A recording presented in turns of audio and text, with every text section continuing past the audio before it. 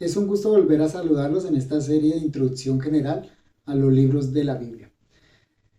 En este video consideraremos el cuarto libro de la Biblia, el libro de Números.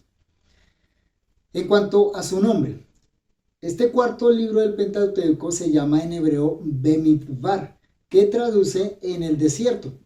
Esta expresión Bemidbar en el desierto proviene del primer versículo de este libro. Observe en su Biblia Números capítulo 1, versículo 1. Dice en español, habló Jehová a Moisés en el desierto de Sinaí. En el hebreo, Vaid haber Adonai al Moshe Bemidbar Sinaí. De manera que el nombre literal en el hebreo es en el desierto. La razón de ese nombre y de que la tradición judía haya escogido esta palabra, que no es la primera, como en el caso de Levítico y de Génesis, sino es la quinta palabra en el hebreo, es por la relevancia que tiene en ese primer versículo, pero en todo el contenido del libro, porque evidentemente cuando leemos el libro de Números, nos percatamos que es la narración del peregrinaje de Israel en el desierto. En cuanto a su nombre en español, Números, proviene de la Septuaginta, como en el caso de los otros libros del Pentateuco. Allí en griego se le llama arithmi, que traduce literalmente números. Por ejemplo, tengan en cuenta la palabra española aritmética, que proviene de ese mismo término griego. ¿Por qué en la Septuaginta se le llama de esta manera? Bueno, porque en este libro encontramos recopilados los censos de Israel. El censo de la generación que sale de Egipto y que comienza el peregrinaje hacia la tierra prometida, pero que finalmente no entra por causa de su rebeldía. Y al final del libro, el censo de la nueva generación. Así que es un nombre apropiado el de Números, porque recopila estos censos de Israel. Con respecto a quién escribió el libro, ya hemos señalado suficientemente que el autor del Pentateuco es Moisés. Vale la pena mencionar Números capítulo 32, versículo 2, con relación específicamente al libro de Números. Allí leemos, Moisés escribió sus salidas conforme a sus jornadas por mandato de Jehová.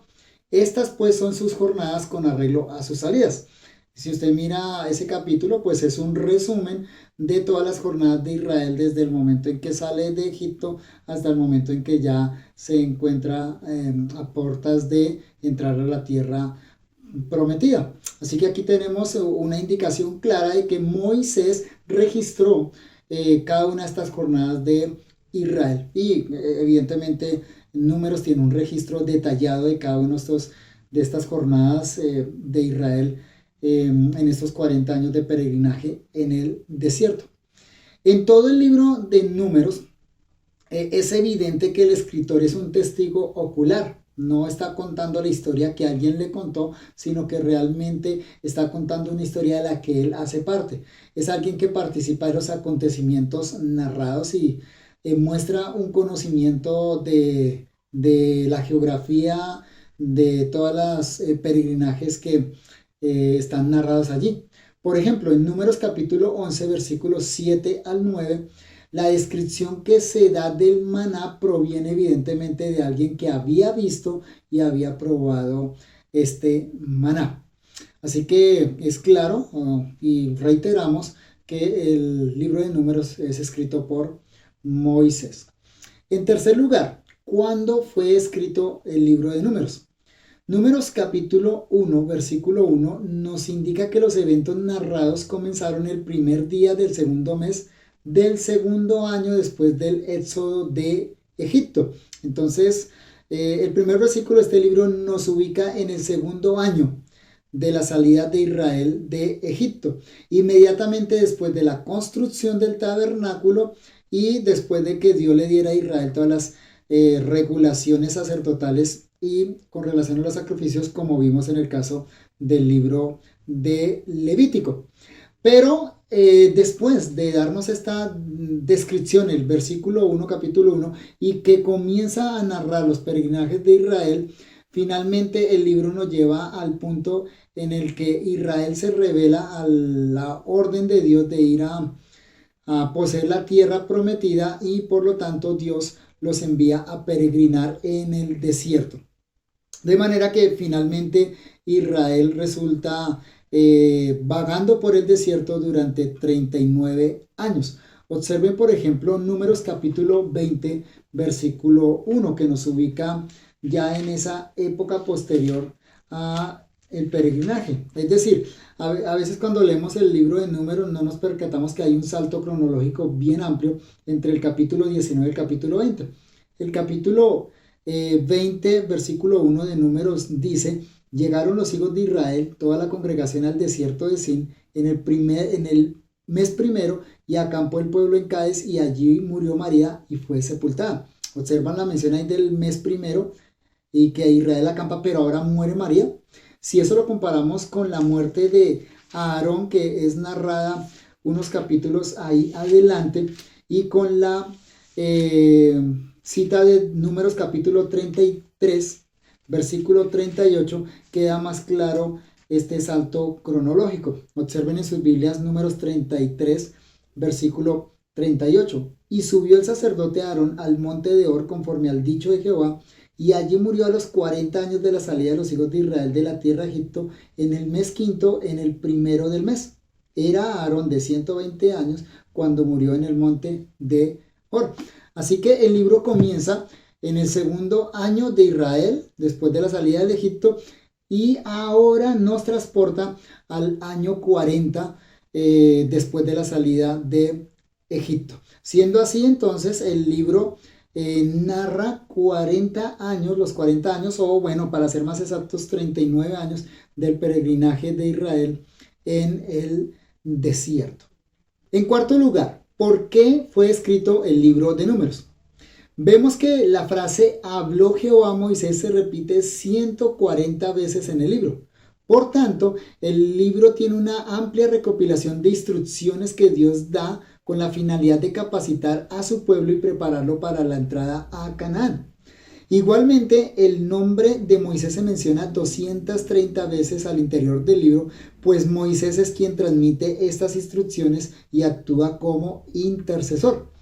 Este libro, como dijimos antes, que narra el peregrinaje de Israel en el desierto, tiene como propósito preparar a la nueva generación a la conquista de la tierra prometida.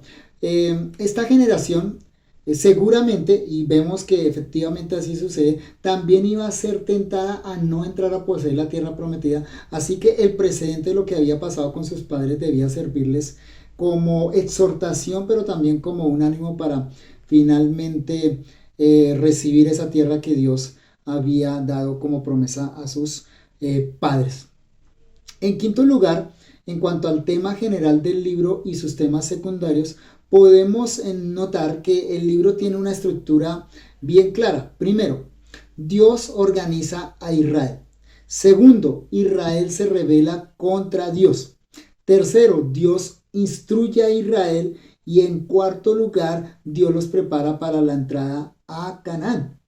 Recordemos algo que hemos venido diciendo en la introducción a estos libros del Pentateuco. Israel había perdido sus tradiciones, sus costumbres y sobre todo sus creencias en Egipto. Todo estaba en su mente mezclado y ellos habían llegado a estar lejos de Dios.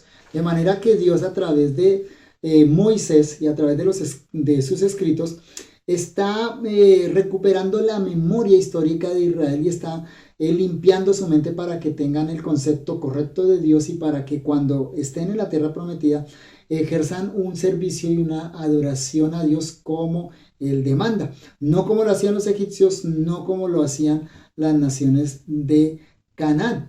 Eso implica una tarea ardua de parte de Dios por medio de Moisés, no solo de instrucción, sino también de disciplina sobre el pueblo de Israel. El libro de Números muestra qué tan arraigado estaba el pecado en Israel, qué tan terco era esta nación. El libro de Números narra sucesivamente varias quejas del pueblo contra Dios y contra el líder que Dios les había levantado, que era Moisés. Así que el libro de Números nos muestra cómo Dios disciplina una y otra vez al pueblo, cómo Dios por decirlo de alguna manera, zarandeó el pueblo de Israel como un constructor zarandea la arena para que finalmente quedara purificado. Dios entonces forma el carácter de Israel, fortalece las creencias de este pueblo, las creencias que Dios es el que se las está comunicando, de manera que estos 40 años se constituyen en una formación para el pueblo de Israel. ¿Cómo reacciona Israel a este proceso de formación divino, a este proceso pedagógico de Dios?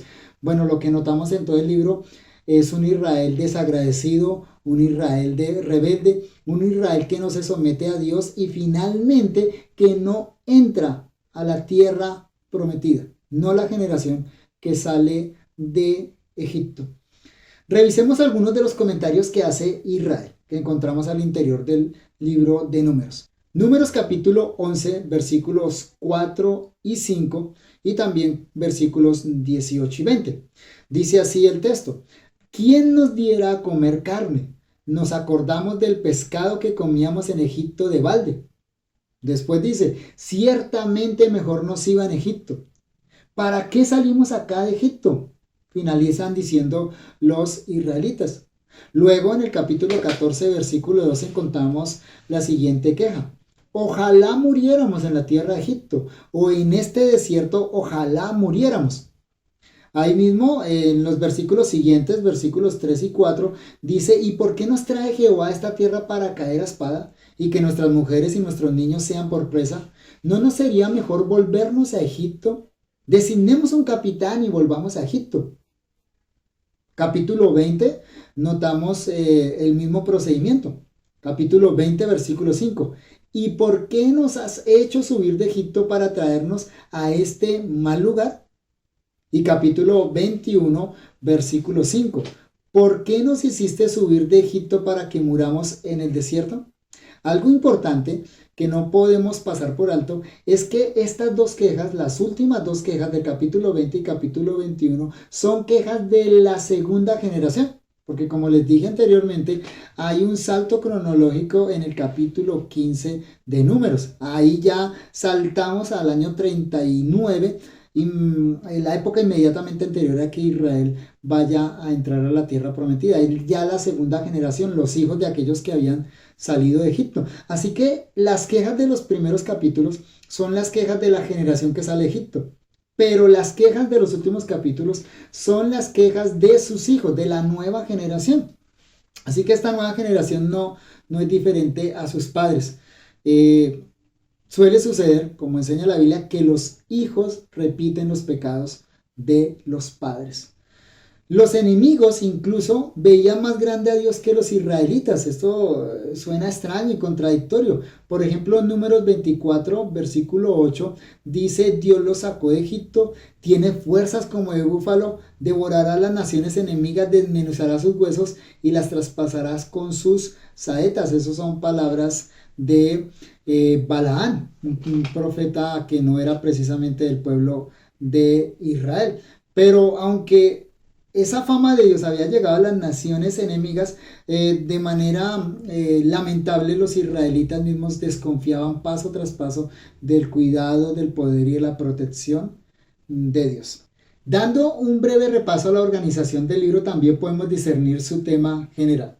Lo primero que encontramos en el libro de Números es cómo Dios organiza a Israel para que viva en comunidad, para que se preparen a la conquista de la tierra de Canaán. Capítulos 1 al 12 nos narran ese primer censo, el censo de la generación que sale de Egipto. Bueno, allá también encontramos instrucciones para celebrar la Pascua, cómo Dios los ordena en las 12 tribus, y también los levitas para que puedan transportar el tabernáculo.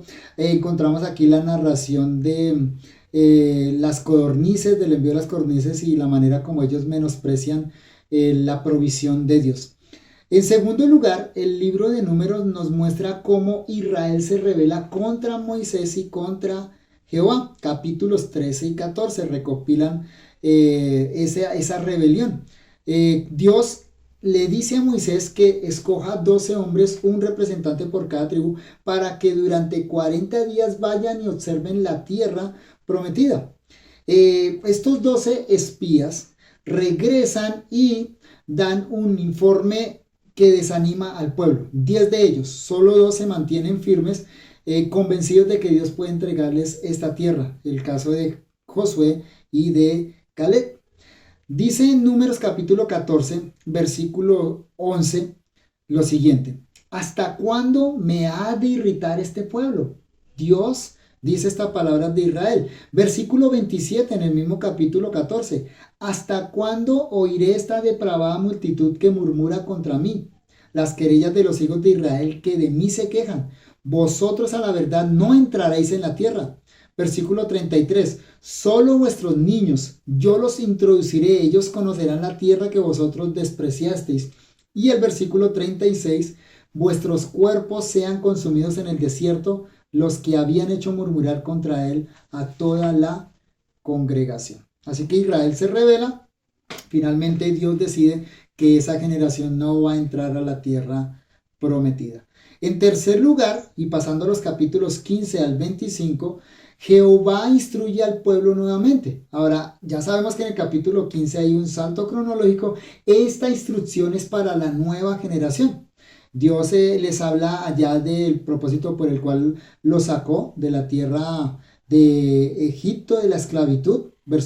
Capítulo 15, versículos 40 y 41. Para que os acordéis y hagáis todos mis mandamientos y seáis santos a vuestro Dios. Yo, Jehová vuestro Dios, que os saqué de la tierra de Egipto para ser vuestro Dios. Yo, Jehová vuestro Dios. Dios les afirma su amor y les reafirma su propósito inalterable de introducirlos en la tierra de Canaán. Pero acá de nuevo en esta sección encontramos actos de rebeldía del pueblo, la nueva generación. Por ejemplo, la rebelión de Coré en el capítulo 16. Cómo el pueblo se queja porque no tienen agua en el capítulo 20. Esta es la segunda ocasión en que el pueblo se queja de agua y en este caso Moisés no cumple el mandato de Dios al pie de la letra y como consecuencia Dios también determina que Moisés no va a entrar a la tierra prometida. Dios le dijo: háblale a la roca. Moisés golpea la roca y entonces Dios le dice en Números 20:12: por cuanto no creíste en mí para santificarme delante de los hijos de Israel, por tanto no meteréis esta congregación en la tierra que les he dado, solo la podrás ver. Capítulo 21 narra el envío de las serpientes ardientes para castigar de nuevo al pueblo rebelde.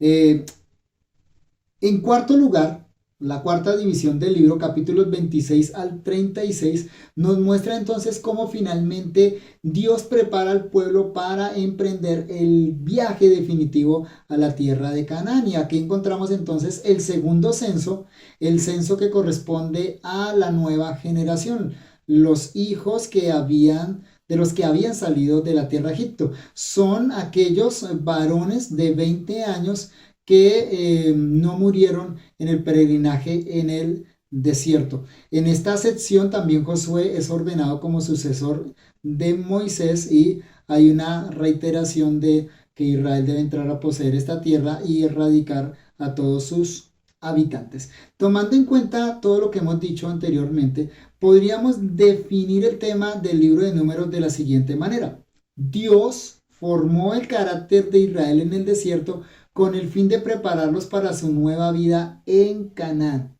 A través de la prueba, Dios purificó a su pueblo.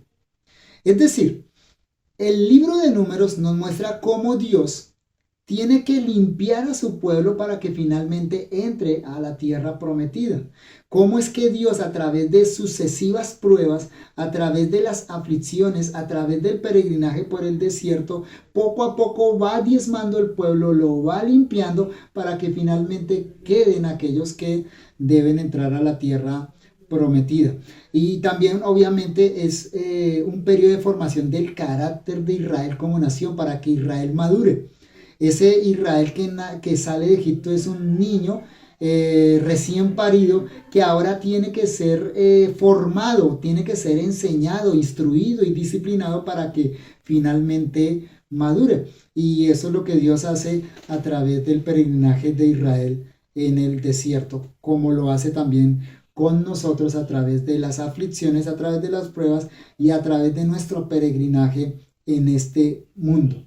Es interesante también notar que al interior del libro de Números, Dios está formando el carácter de Moisés, de su siervo. Moisés, recordemos, huye de Egipto después de ser el segundo hombre en importancia en Egipto, considerado el hijo del faraón.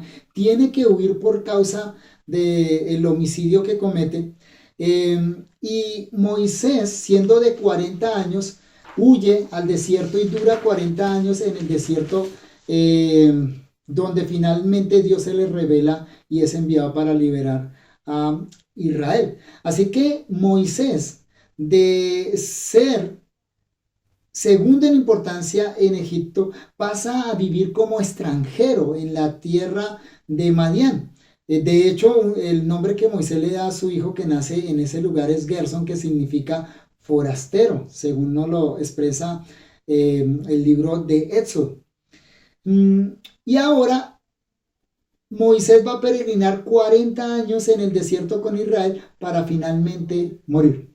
Entonces, de acuerdo a lo que sabemos de la vida de Moisés se divide en tres etapas: 40 años en Egipto, 40 años en el desierto del Sinaí y 40 años peregrinando con el pueblo de Israel en el desierto. Un comentarista dijo al respecto: en sus primeros 40 años Moisés pensó que era alguien. En sus siguientes 40 años se dio cuenta que no era nadie. Y en sus últimos 40 años vio lo que hace Dios con los nadie. Una buena descripción entonces de cómo Dios forma el carácter de sus siervos. Dios entonces moldeó el carácter de Israel en el desierto. Hagámonos una pregunta. Normalmente, ¿cuándo nosotros somos más formados en nuestra fe? ¿Cuándo nuestra fe crece más? ¿Cuándo realmente nosotros tenemos más oídos abiertos para buscar a Dios? La respuesta, por supuesto, es cuando pasamos por aflicciones, por pruebas, cuando pasamos por el desierto. Allí Dios purifica nuestro carácter. Dios moldea nuestro carácter a través de la prueba. En sexto lugar, pasemos a considerar las doctrinas que enseña el libro de Números. Y evidentemente, a la luz de lo que hemos dicho, una de las doctrinas que enseña el libro de Números es la santificación del pueblo de Dios. Esa santificación es un proceso, como claramente se ve en el libro de Números. 40 años Dios usa para purificar a su pueblo, para limpiarlo, para tratar con ese corazón rebelde del pueblo de Israel. Pero claro, a la vez de que este libro nos habla de la santificación del pueblo de Dios, también sale a relevancia la dureza del corazón del hombre. Cómo ese corazón duro no puede ser cambiado desde afuera, sino que tiene que ser cambiado desde dentro. Bajo la perspectiva del libro de Números, el libro de Deuteronomio va a hablar acerca de la necesidad de una circuncisión del corazón. Así que las quejas sucesivas del pueblo de Israel están mostrando a un Dios que está formando a su hijo, pero por otro lado está mostrando un corazón humano que es incorregible, que la única solución es que Dios le provea de un nuevo corazón. De hecho, la santificación no es posible si primero no hay una regeneración, si primero no hay una transformación del corazón. Y pues muchos israelitas cayeron finalmente en el desierto muertos, y eso fue una muestra final de la consecuencia del pecado. Y en ese sentido, una tercera doctrina que enseña el libro de Números es la muerte como consecuencia final del pecado. La rebeldía de Israel trajo como resultado la muerte de toda esa generación. Una cuarta doctrina que podemos extraer del libro de Números es el peregrinaje del pueblo de Dios. Claramente vemos allí la manera como el pueblo de Dios tiene que peregrinar para llegar a Canaán, para llegar a la tierra prometida. Y el pueblo de Dios siempre ha sido un pueblo peregrino. No, no es diferente en nuestros días. Nosotros debemos considerarnos peregrinos en esta tierra, camino a la Jerusalén celestial. Por último, la importancia teológica y el lugar que ocupa el libro de Números en toda la revelación bíblica. Pablo exhorta a la iglesia de Corintios haciendo un resumen de los eventos narrados en Éxodo y en Números. Esto lo encontramos en 1 Corintios capítulo 10 versículos 1 al 13. Vale la pena citar toda la porción completa. Leo. Porque no quiero, hermanos, que ignoréis que nuestros padres todos estuvieron bajo la nube, y todos pasaron el mar, y todos en Moisés fueron bautizados en la nube y en el mar, y todos comieron el mismo alimento espiritual, y todos bebieron de la misma bebida espiritual, porque bebían de la roca espiritual que los seguía, y la roca era Cristo. Observemos muy bien que los eventos narrados hasta este punto, todos corresponden al libro de Éxodo. Pero ahora Pablo va a comenzar a narrar y de hecho hace como un repaso cronológico de lo que son los eventos de Números. Pero de los más de ellos no se agradó Dios, por lo cual quedaron postrados en el desierto. Entonces está hablando del peregrinaje de Israel en el desierto y de todos aquellos que murieron uno tras otro y quedaron postrados allí. Mas estas cosas sucedieron como ejemplos para nosotros, para que no codiciemos cosas malas como ellos codiciaron.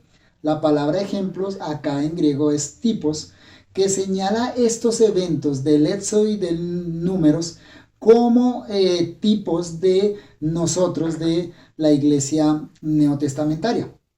Continúa diciendo el apóstol Pablo, ni seáis idólatras como algunos de ellos, según está escrito.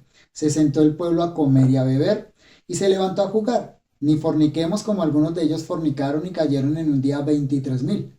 Ni tentemos al Señor como también algunos de ellos le tentaron y perecieron por las serpientes. Ni murmuréis como algunos de ellos murmuraron y perecieron por el destructor. Esos son todos eventos que encontramos en el libro de Números. Repite otra vez el apóstol Pablo, y estas cosas les acontecieron como ejemplo, como tipo, y están escritas para amonestarnos a nosotros, a quienes han alcanzado los fines de los siglos. Y ahora la aplicación pertinente del libro de Números para nuestras vidas. Así que el que piensa estar firme, mire que no caiga. No os ha sobrevenido ninguna tentación que no sea humana, pero fiel es Dios, que no os dejará ser tentados más de lo que podéis resistir, sino que dará juntamente también con la tentación la salida para que podáis soportar. Así que el libro de Números es un libro importantísimo en la revelación bíblica, tal y como nos lo enseña Pablo en este pasaje de Corintios. Allá no solo tenemos doctrinas claves como las que mencionamos anteriormente, sino que también tenemos eventos que nos muestran de manera tipológica la manera como Dios está operando ahora en nosotros, en la iglesia del Señor Jesucristo. Y eso provee entonces una buena amonestación, una buena exhortación para cada uno de nosotros. Dios comenzó una obra en nosotros a través de la regeneración, la continúa a través de la santificación, pero esa obra debe ser perfeccionada y completada hasta el día de Jesucristo. Así que Dios se ocupa de nosotros, Dios se ocupa de su pueblo para que ese pueblo sea purificado, para que ese pueblo sea madurado. Así como trató con Moisés, como trató con el Israel del desierto, Dios está tratando con cada uno de nosotros. Pero también está tratando con la iglesia en conjunto, para que esa iglesia finalmente sea una iglesia pura, santa, sin mancha, ni arruga, ni cosa semejante cuando Cristo venga. Así que Dios manda pruebas. Dios manda dificultades, Dios pasa a la iglesia por desiertos, Dios pasa a la iglesia por grandes tribulaciones para purificarla. Y en medio de ese trasegar por el mundo, poco a poco la iglesia va siendo purificada. Algunos se van quedando en el camino porque solo eran profesantes, porque solo eran gente que mencionaba a Cristo con su labio, pero no habían sido regenerados. Pero finalmente esto es para el bien del pueblo de Dios, un pueblo que va a glorificar en todas las cosas a aquel que lo rescató. Un gran libro, Así que los animo a que lo lean y que disfruten la lectura de este libro, y lo que hemos estudiado seguramente les va a ayudar a leerlo con mayor comprensión. Quiero recordarles que el material está a disposición de ustedes en la página de internet de nuestra iglesia, que la encuentran en la descripción de este video. Muchas gracias por acompañarnos en este tiempo y que Dios los guarde.